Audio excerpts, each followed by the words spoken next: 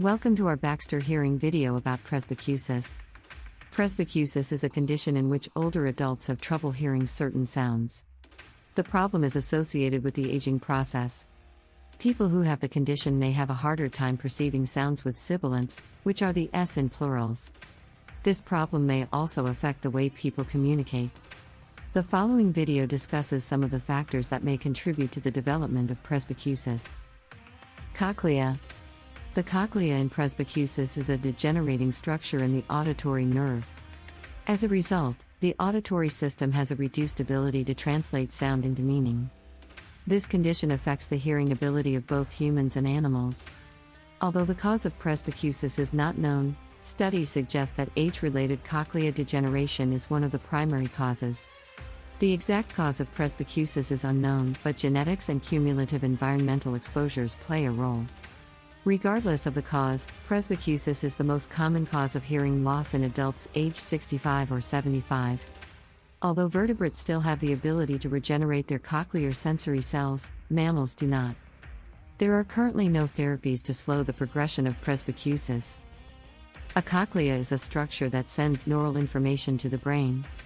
Through the auditory nerve, it sends information about frequency, level, and temporal variation. The cochlea's function allows the brain to process this information and process it. The brain uses this information to process sound and creates our perception of it. During presbycusis, the cochlea stops processing sound, and therefore, we experience a loss of hearing. A composite audiogram can help diagnose presbycusis by comparing the thresholds of air-conducted and bone-conducted signals. Since air-conducted signals bypass the middle ear, the gap between the thresholds is an indication of a problem in the middle or outer ears. Moreover, in older people, both thresholds are equal, indicating a loss of function on the neural and sensory levels. Genetics. The genetics of presbycusis is largely unknown. However, there is evidence of a strong familial association between certain genes and the disease. For example, a Murrow case exhibited a rare allele of TMC1, which is classified as a variant of the disorder. In addition, studies of a small subset of patients who carry the same allele found that they had a higher risk of developing the condition. In the UK Biobank, a large GWAS analysis of data from more than 250,000 people identified 36 loci that were associated with self-reported hearing difficulties and the use of hearing aids.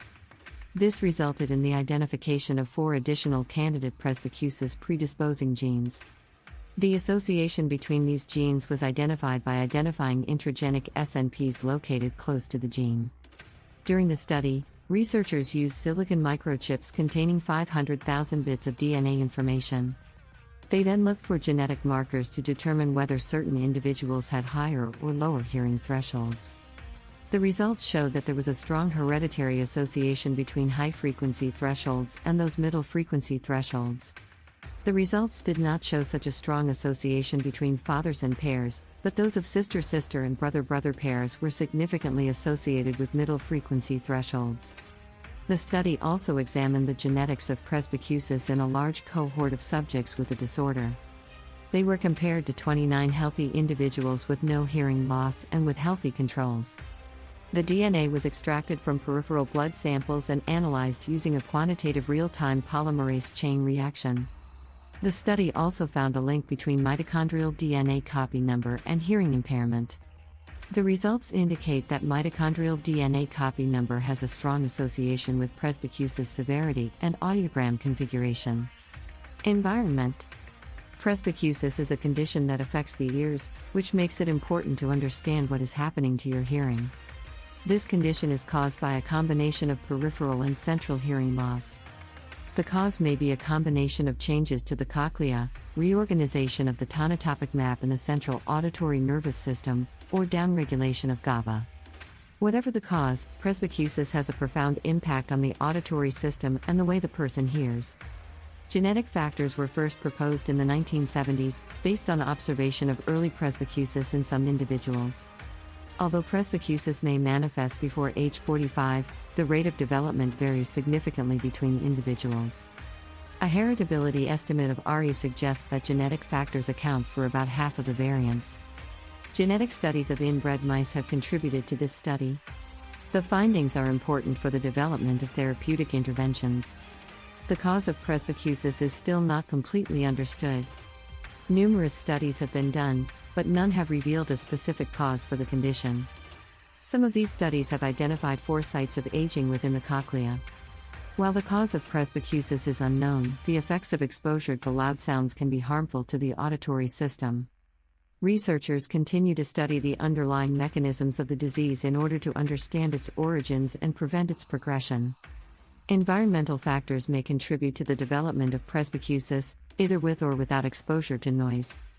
Exposure to noise causes accelerated threshold reductions in aging ears, while those without noise damage show nonlinear addition of hearing loss. Whether or not noise has a genetic link is irrelevant. Research is ongoing in this field. For now, however, we know that genetic predisposition plays a significant role in presbycusis development.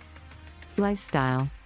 The lifestyle of presbycusis has several risk factors that may contribute to the development of the disease. For example, a person with a null genotype for the gene NAT2 may be more susceptible to environmental toxins and oxidative free radical cellular damage. The presbycusis model provides an ideal study for the study of gene-environmental interactions. Because many people have several environmental risk factors and are susceptible to the disease, genetic host factors may contribute to the disease's development. Exposure to loud noise, smoking, and ototoxic drugs may exacerbate the aging process and increase the risk of presbycusis. Exposure to loud noises during leisure time or at work can lead to the development of noise-induced hearing loss, a separate condition from presbycusis. Some drugs may also contribute to the onset of presbycusis, including diazepam and nephrotoxic drugs. Impaired hearing at high frequencies is a major safety concern, especially for older adults who have difficulty recognizing signals and warnings. Research suggests that impaired hearing is linked to the loss of postural control or perception of position and motion in space. Falls are a leading cause of death and morbidity among older adults. As with any disease, managing presbycusis requires a multidisciplinary approach to patient care. Treatment. Presbycusis is a multifactorial disease characterized by progressive loss of hearing. Its underlying cause is the loss of sensory hair cells in the cochlea. As the population ages, the condition increases the risk of cognitive decline, social isolation, and depression. Treatment options for presbycusis fall into 3 categories: pharmacological management, surgical treatment, and rehabilitative surgery. A medical diagnosis of presbycusis requires a thorough evaluation. A physician may detect the disorder as a symptom of an underlying health problem, such as earwax blocking or an upper airway infection. Patients who become aware of the symptoms seek medical attention as soon as they notice that their hearing is compromised. Prescription hearing aids and lifestyle changes may help manage the condition. The treatment for presbycusis is similar to that for any other disease. A composite audiogram may help diagnose the condition. A composite audiogram shows the threshold for air and bone-conducted signals, which bypass the middle ear. If there is a significant gap between the 2 thresholds, the problem lies in the middle ear. When thresholds are equal, the problem is in the auditory system's neural and sensory areas. Treatment for presbycusis may involve amplification of the underlying condition. Future treatments for presbycusis may include pharmacotherapy, genetic therapy, and stem cell therapies. New technologies may help repopulate damaged areas of the cochlea and address fundamental deficits in presbycusis. The field of neuroscience requires further research to identify which cells in the inner ear are responsible for regenerating and repairing processes. Once identified, these cells could help to address the degeneration of the inner ear and restore hearing function. Thanks for watching. Please like, comment, and subscribe.